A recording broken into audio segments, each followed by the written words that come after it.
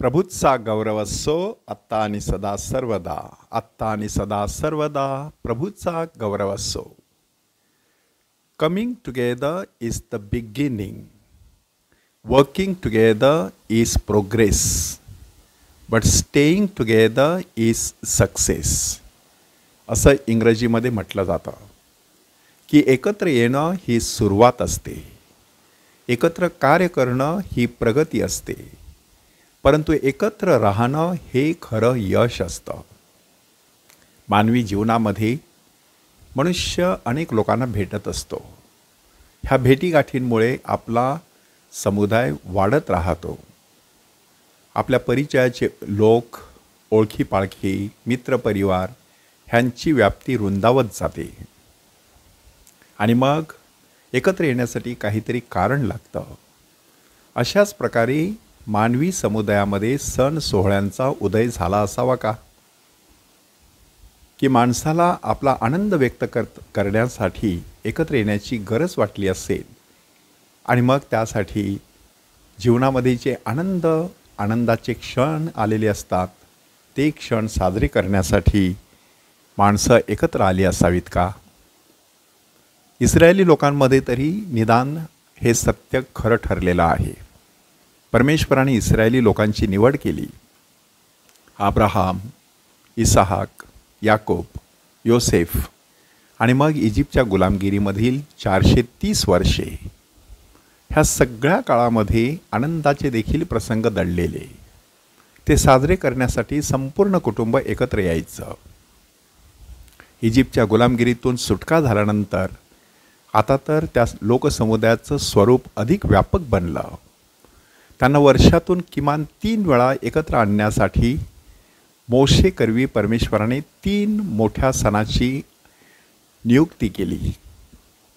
त्यातील पहिला सण आहे वल्हांडण सण, दुसरा सण आहे पेंटेकॉसचा सण आणि तिसरा सण आहे मंडपाचा सण. वल्हांडण सणाच्या निमित्ताने इस्रायलमधील आपलं जे जीवन आहे त्याची आठवण लोकांना करून दिली जायची की त्यावेळेला परमेश्वराने कोकराचं रक्त पाहून कशा प्रकारे आपल्या लोकांची सुटका केली त्याचं स्मरण करून दिलं जायचं. त्यानिमित्ताने परमेश्वराचे आभार मानले जायचे.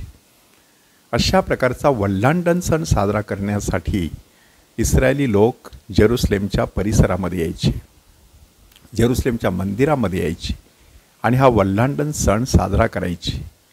प्रभू येशू ख्रिस्त देखील अशा वल्हांडणाच्या सणासाठी जेरुसलेमच्या मंदिरात गेल्याची उदाहरणं आपल्याला शुभवर्तमानामध्ये वाचायला मिळतात.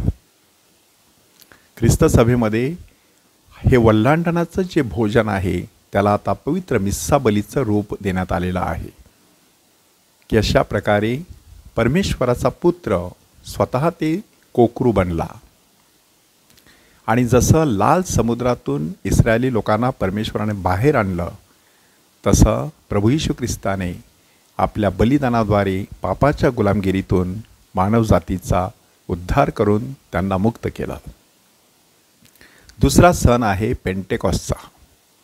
असं म्हणतात की ह्या पेंटेकॉसच्या दिवशीच 10 आज्ञा देण्यात आलेल्या. त्या 10 आज्ञा दगडी पाट्यांवरती लिहिण्यात आलेल्या.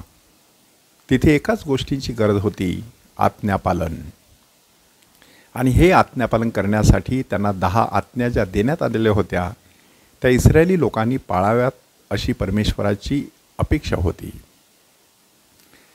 कालांतराने ह्याच पेंटेकॉसच्या दिवशी पवित्र आत्मा प्रेषितांवरती उतरला आणि आता एक नवीन आज्ञा त्यांना देण्यात आली.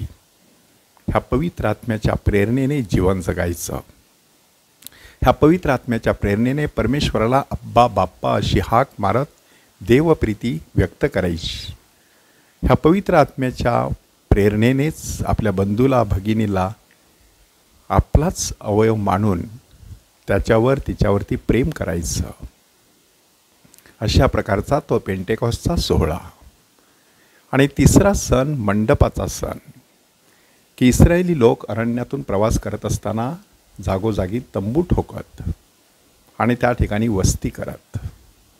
कालांतराने जेव्हा ते पवित्र भूमीमध्ये स्थायिक झाले तेव्हा ह्या घटनेची आठवण म्हणून आपल्या बागेमध्ये उगवलेलं प्रथम अन्न घेऊन ते जेरुसलेम मंदिराच्या परिसरात जायचे. त्या ठिकाणी 8 दिवस तंबूचा सण, मंडपाचा सण साजरा केला जायचा. आता परमेश्वराने आपल्यामध्ये वस्ती केलेली आहे ह्याचं प्रतीक म्हणून प्रत्येक देवळामध्ये साक्रामेंताची पेटी दिसते. ते परमेश्वराच्या उपस्थितीचं प्रतीक. हे 3 सण डोळ्यांसमोर ठेवायचे आणि स्वतःला 3 प्रश्न विचारायचे की ज्याप्रमाणे इस्रायली लोक वल्हांडण सण साजरा करत आणि ख्रिस्ती लोक पवित्र मिस्साबली साजरा करतात, त्याप्रमाणे माझ्या जीवनामध्ये मी खरोखरच पापाच्या गुलामगिरीतून पावित्र्याच्या प्रदेशामध्ये प्रवेश केलेला आहे का? दुसरा प्रश्न स्वतःला विचारायचा की मी पवित्र आत्म्याच्या प्रेरणेने जीवन जगत आहे का? आणि तिसरा प्रश्न स्वतःला विचारायचा की परमेश्वराने मानवामध्ये वस्ती केलेली आहे, तो माझ्या ठाई देखील वस्ती करत आहे ह्याची मला जाणीव आहे का? मी देखील साक्रामेंताची चालती फिरती पेटी बनलेली आहे ह्याचे मला भान आहे का? जेव्हा माणसाला अशा प्रकारे भान असतं तेव्हा प्रभू येशू ख्रिस्त जसा आपल्या गावात आला आणि त्याने आपल्या गावातील लोकांना संदेश दिला, तशा प्रकारचा अनुभव आपल्याला येऊ शकतो. तो प्रत्येक वेळेला चांगलाच असेल असं नाही. काही लोक नाक मुरडण्याची शक्यता असते, कारण संदेश त्याला आपल्याच गावात कधी मान मिळत नसतो ह्याचीही जाणीव माणसाने ठेवायची असते. ह्या 3 सणाच्या निमित्ताने आपल्याला परमेश्वराच्या अधिक जवळ जाता यावं अशी कृपा त्याच्याकडे मागूया.